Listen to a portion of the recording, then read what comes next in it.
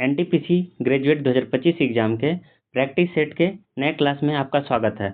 आज हम लोग सेट नंबर 6 देखने वाले हैं। टोटल 25 सेट करवाया जाएगा। तो चलिए ऑप्शन का पोस्टमार्टम करना स्टार्ट करते हैं। आज के पहले क्वेश्चन की तरफ बढ़ते हैं। पहला क्वेश्चन है, किस पंचवर्षीय योजना का उद्देश्य तीव्र, अधिक समावेशी तथा धारणीय विकास का था। ठीक है, किस पंचवर्षीय योजना का उद्देश्य जो है ना तीव्र, अधिक समावेशी तथा धारणीय विकास था। तो इसके सारे ऑप्शन को पहले हम लोग देखते हैं, फिर उसके बाद आंसर डिसाइड करेंगे कौन होगा। तो पहला देखते हैं, 10वीं योजना कब से कब आई थी। तो 2002 से 2007 के बीच आई थी। ठीक है, इसका मुख्य लक्ष्य था 8% जीडीपी वृद्धि। ठीक है, इसमें समावेशी विकास शब्द प्रमुख लक्ष्य नहीं था, तो ये हमारा ऑप्शन नहीं होगा। अगला देखते हैं, 12वीं योजना। 12वीं योजना 2012 से 2017 का नारा था। इसका नारा क्या था? Faster, more inclusive and sustainable growth. क्या था? Faster, more inclusive and sustainable growth, जिसको हिंदी में तीव्र, अधिक समावेशी तथा धारणीय विकास बोला जाता था। हमारा करेक्ट आंसर क्या हो जाएगा? ऑप्शन 2, 12वीं। अब देखते हैं 7वीं पंचवर्षीय योजना, यह कब से कब आई थी। तो 1985 से 90 के बीच में आई थी। इसका लक्ष्य क्या था? उत्पादन, रोजगार और सामाजिक न्याय। ठीक है, प्रश्न की तरफ बढ़ते हैं। अगला प्रश्न है, किस देश में फांसीवाद का राजनीतिक सिद्धांत शुरू हुआ था। किस देश में फांसीवाद का राजनीतिक सिद्धांत शुरू हुआ था। तो इसका करेक्ट आंसर क्या हो जाएगा? रूस। क्या हो जाएगा? रूस। अगला क्वेश्चन देखते हैं, किस देश में फांसीवाद का राजनीतिक सिद्धांत शुरू हुआ था। किस देश में फांसीवाद का राजनीतिक सिद्धांत शुरू हुआ था। तो हमारा करेक्ट आंसर क्या हो जाएगा? इटली। इटली में जो है फांसीवाद का राजनीतिक सिद्धांत शुरू हुआ था। बाकी ऑप्शन भी हम लोग देखने की कोशिश करते हैं। जापान। जापान में क्या था? तो जापान में सैन्यवाद था। ठीक है, रूस में क्या था? रूस में साम्यवाद था। चीन में भी क्या थी? तो साम्यवाद थी। ठीक ना, जहाँ पे माओवादी विकसित हुआ था। आगे बढ़ क्वेश्चन देखते हैं, निम्नलिखित में से कौन प्रथागत कानून का समर्थन करता है। निम्नलिखित में से कौन प्रथागत कानून का समर्थन करता है। तो हमारा करेक्ट आंसर क्या हो जाएगा? रीची। क्या हो जाएगा? रीची। बाकी ऑप्शन भी देखने का कोशिश करते हैं। लॉक। लॉक कौन थे? तो जॉन लॉक प्राकृतिक अधिकार प्रबल समर्थक थे। ठीक है, प्लेटो। प्लेटो कौन थे? तो प्लेटो आदर्श राजा और दार्शनिक राजा की बात करते थे। हेलर कौन थे? तो अगला प्रश्न देखते हैं। अगला प्रश्न है, निम्नलिखित में से कौन भारत में वित्तीय आपातकाल घोषित करता है। तो निम्नलिखित में से कौन भारत में वित्तीय आपातकाल घोषित करता है। तो इसका करेक्ट आंसर क्या हो जाएगा? तो राष्ट्रपति। कौन करता है? राष्ट्रपति। ठीक ना, अनुच्छेद 360 के अनुसार वित्तीय आपातकाल राष्ट्रपति घोषित करते हैं। ठीक है, आगे देखते हैं। अगला प्रश्न, निम्नलिखित में से किसे भारत सरकार का मुख्य कानूनी सलाहकार भी कहा जाता है। तो भारत का मुख्य कानूनी सलाहकार किसे कहा जाता है? तो भारत के महान्यायवादी को। भारत के महान्यायवादी को। अगले प्रश्न की तरफ, मुख्य चुनाव आयुक्त का कार्यकाल कितने समय का होता है। मुख्य चुनाव आयुक्त का कार्यकाल कितने समय का होता है। तो यह 6 साल का होता है। ठीक है, 6 साल या 65 वर्ष की उम्र। ठीक है, 6 साल या 65 वर्ष की उम्र होती है। यह कब से लाई गई थी? तो यह 1991 के प्रावधानों के तहत यह प्रक्रिया लाया गया था। आगे बढ़ते हैं अगले प्रश्न की तरफ। दोस्तों, वीडियो पसंद आ रही हो, कंटेंट पसंद आ रहा हो तो चैनल को सब्सक्राइब जरूर कर लीजिएगा। ठीक है, आगे बढ़ते हैं। लक्षद्वीप का उच्च न्यायालय भारत के किस राज्य में स्थित है। लक्षद्वीप का उच्च न्यायालय भारत के किस राज्य में स्थित है। तो इसका करेक्ट आंसर क्या हो जाएगा? केरल। ठीक है, केरल। लक्षद्वीप का उच्च न्यायालय भारत के केरल राज्य में स्थित है। आगे बढ़ते हैं अगले प्रश्न की तरफ। निम्नलिखित में से भारत किसका संशोधन विशेष बहुमत के द्वारा किया जा सकता है। निम्नलिखित में से भारत में किसका संशोधन विशेष बहुमत के द्वारा ही किया जा सकता है। तो इसका करेक्ट आंसर क्या हो जाएगा? अनुच्छेद 368 के द्वारा संविधान का। ठीक है, अनुच्छेद 368 के द्वारा संविधान का जो है संशोधन किया जा सकता है। अगला प्रश्न की तरफ, निम्नलिखित में से मराठी पाक्षिक समाचार पत्र बहिष्कृत भारत किसने शुरू किया था। तो बहिष्कृत भारत समाचार पत्र किसने शुरू किया था। तो इसका करेक्ट आंसर क्या हो जाएगा? Doctor B R Ambedkar. ठीक है, डॉक्टर बी आर अम्बेडकर। आगे बढ़ते हैं अगले प्रश्न की तरफ। अगला प्रश्न है, निम्नलिखित में से किसने दिल्ली की सल्तनत पर राज नहीं किया। ठीक है, किसने दिल्ली की सल्तनत पे राज नहीं किया। तो इसका करेक्ट आंसर क्या हो जाएगा? गौरी वंश। क्या हो जाएगा? गौरी वंश हो जाएगा। इसको याद करने की सबसे एक बहुत प्यारी ट्रिक आप लोग को शायद पता भी होगी, गुल खिले तुम गुलशन लोगे। ठीक है, ऐसे याद किया जाता है। आगे बढ़ते हैं अगले प्रश्न की तरफ। निम्नलिखित में से भारतीय महाविद्यालय अधिनियम 1904 के पारित होने के दौरान भारत के वायसराय कौन थे? ठीक है, 1904 में जो भारतीय महाविद्यालय अधिनियम आया था उस समय भारत के वायसराय कौन थे? तो कौन थे? लॉर्ड कर्जन थे। ठीक है, लॉर्ड कर्जन थे। आगे बढ़ते हैं, अगला प्रश्न की तरफ देखते हैं। अगला प्रश्न, निम्नलिखित में से कौन जिंदा पीर के नाम से भी जाना जाता है? जिंदा पीर के नाम से किनको जाना जाता है? तो यह औरंगजेब को जाना जाता है। जिंदा पीर के नाम से औरंगजेब को जाना जाता है। अगला प्रश्न देखते हैं, सत्यशोधक समाज की स्थापना किसके द्वारा की गई थी? तो सत्यशोधक समाज की स्थापना जो है ज्योतिराव फुले के द्वारा की गई थी। सत्यशोधक समाज की स्थापना ज्योतिराव फुले के द्वारा की गई थी। दोस्तों, अगर वीडियो पसंद आ रही हो तो कमेंट में आप बता सकते हैं, अपनी इच्छा जाहिर कर सकते हैं कि आपको वीडियो कैसी लगी और आगे कैसा कैसा कंटेंट चाहिए। मैं आपके लिए स्पेशली वीडियो बना करके लाते रहूँगा। अगला प्रश्न क्या है? निम्नलिखित का मिलान कीजिए, पर्वत श्रृंखला और महाद्वीप। ठीक है, कौन सी पर्वत श्रृंखला किस महाद्वीप में है, इसका मिलान करना है। तो हिमालय कहाँ है? हिमालय एशिया में है। ठीक है, हिमालय कहाँ है? हिमालय एशिया में है। और एंडीज, एंडीज कहाँ है? एंडीज जो है दक्षिण अमेरिका में है।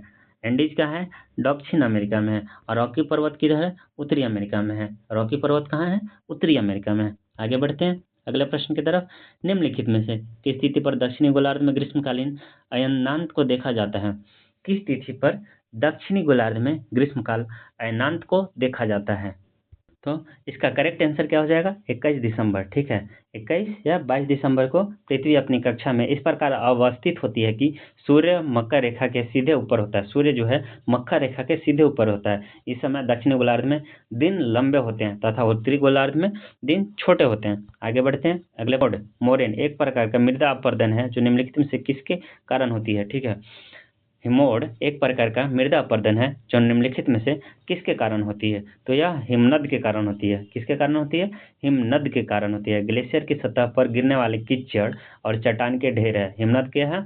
तो ग्लेशियर की सतह पर गिरने वाले कीचड़ और चट्टान के ढेर है। ठीक है, आगे देखते हैं अगला प्रश्न। अगला प्रश्न है, सरदार सरोवर बांध निम्नलिखित में से किस नदी पर स्थित है?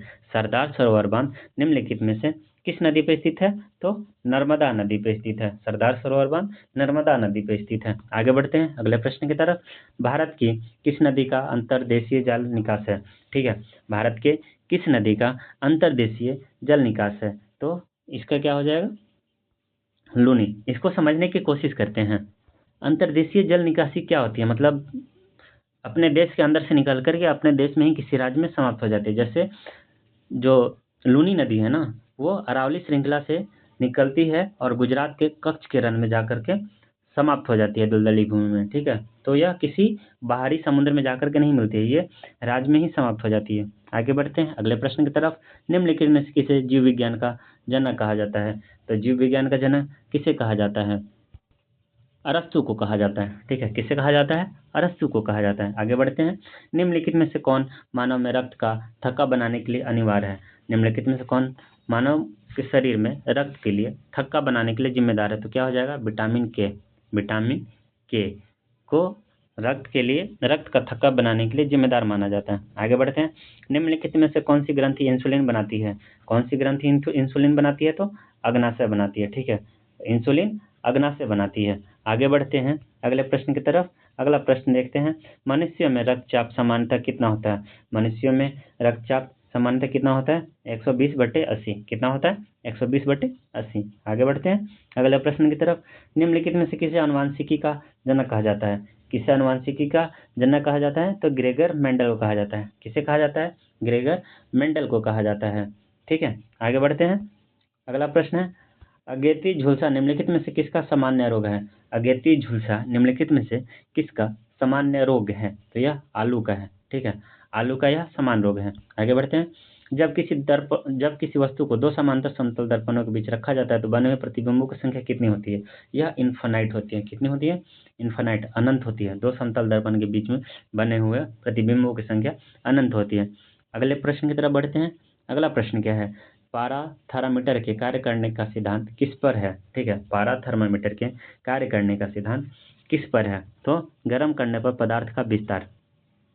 पारा थर्मामीटर के कार्य करने का सिद्धांत गर्म करने पर पदार्थ का विस्तार है। ठीक है, आगे बढ़ते हैं अगले प्रश्न की तरफ। अगला प्रश्न है, निम्नलिखित में से किसका उपयोग फलों को पकाने के लिए किया जाता है? तो किसका उपयोग किया जाता है?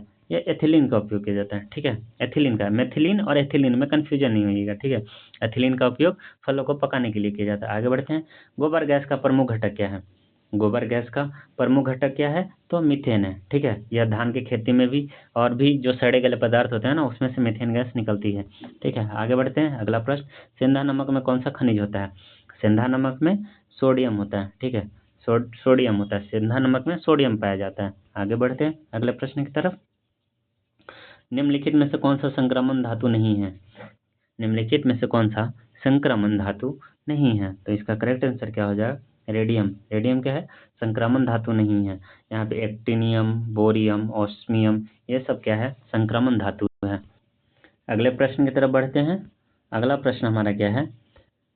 प्रोजेक्ट टाइगर को किस वर्ष में आरंभ किया गया था? प्रोजेक्ट टाइगर को किस वर्ष में आरंभ किया गया था? दोस्तों, मैं क्या करूंगा ना, आज तक जितने भी सरकार द्वारा प्रोजेक्ट लाए गए, जैसे प्रोजेक्ट टाइगर, हाथी, लायन, जितने भी प्रोजेक्ट लाए गए हैं ना, मैं इस पर भी एक वीडियो बना करके जल्द ही आपके लिए लेकर के आऊँगा। आप उसे भी देख लेंगे ना, तो आपको ये अलग अलग पढ़ने की जरूरत नहीं पड़ेगी कि प्रोजेक्ट टाइगर अलग पढ़ लिया, हाथी अलग पढ़ लिया, पर्यावरण अलग पढ़ लिया। तो वो सब क्या है ना, एक बार में कवर हो जाएगी और क्वेश्चन एक बार में आपके क्लियर हो जाएंगे। एग्जाम में गलती करने की चांसेस बहुत कम हो जाएगी। ठीक है, तो इस क्वेश्चन को देखते हैं। प्रोजेक्ट टाइगर को किस वर्ष में लाया गया था? तो प्रोजेक्ट टाइगर को 1973 में लाया गया था। कब लाया गया था? 1973 में लाया गया था। आगे बढ़ते हैं। अगला प्रश्न है, निम्नलिखित में से किसने इलेक्ट्रॉन का आविष्कार किया था? किसने इलेक्ट्रॉन का आविष्कार किया था? तो इसका करेक्ट आंसर क्या हो जाएगा? जे थॉमसन ने। किसने किया था? जे थॉमसन ने। ठीक है, आगे बढ़ते हैं। अगला प्रश्न देखते हैं। हिम गोल्ड कप किस खेल से संबंधित है? दोस्तों, मैं आपके लिए बोला था कि मैं खेल और उससे निम्नलिखित शब्द, जो भी शब्द हैं, मैं उसके लिए वीडियो लेकर के आऊँगा। तो मैं 1 या 2 दिन में यह वीडियो अपलोड कर दूंगा। ठीक है, तो इसका हमारा करेक्ट आंसर क्या हो जाएगा? हॉकी। हिम गोल्ड कप जो है हॉकी से रिलेटेड है। हिम गोल्ड कप हॉकी से रिलेटेड है। आगे बढ़ते हैं अगले प्रश्न की तरफ। निम्नलिखित में से कौन सा युग्म सही नहीं है? निम्नलिखित में से कौन सा युग्म सही नहीं है? तो इसका करेक्ट आंसर क्या हो जाएगा? शिव कुमार शर्मा या बांसुरी से रिलेटेड नहीं है। ठीक है, शिव कुमार शर्मा बांसुरी से रिलेटेड नहीं है। यह क्या थे? संतूर वादक थे। शिव कुमार शर्मा संतूर वादक थे। दोस्तों, मैंने वीडियो की शुरुआत में बताया था कि मैं इस चैनल पे अभी तक ये हमारा छठा प्रैक्टिस सेट है। ऑलरेडी मैं 5 अपलोड कर चुका हूँ। अगर आप नहीं देखे हैं तो उन 5 वीडियो को भी आप देख लेंगे, जिससे क्लियर हो जाएंगे आपके डाउट। ठीक है, आगे आने वाले सेशन में भी मैं कोशिश करूंगा जो भी एक्स्ट्रा फैक्ट है उसके स्टैटिक्स पोर्शन लेकर के आऊँ, ताकि एक एक वीडियो देखने पे आपके सारे डाउट उससे रिलेटेड क्लियर हो जाएंगे। क्योंकि एग्जाम की तैयारी हार्ड वर्क से नहीं, स्मार्ट वर्क से होती है। आप जितना स्मार्ट वर्क करेंगे ना, आपके एग्जाम में उतना ही नंबर बढ़ेंगे। ठीक है, हार्ड वर्क तो सब करते हैं, एक बार स्मार्ट वर्क करके देखिए। जैसे कोई भी टॉपिक पूछा, उस टॉपिक को खंगाल के रख देंगे, ताकि उस टॉपिक से आने वाले अगला प्रश्न जो है ना, वो हमारा गलत नहीं हो। ठीक है, इस तरह से अगर आप पढ़ाई करते हैं तो सिलेक्शन लेना बहुत ही आसान हो जाता है। अब अगले प्रश्न की तरफ बढ़ते हैं। अगला प्रश्न क्या है? बिहार के मोतिहारी में बनाया गया तेल अड्डा डैश को तेल आपूर्ति कर रहा है।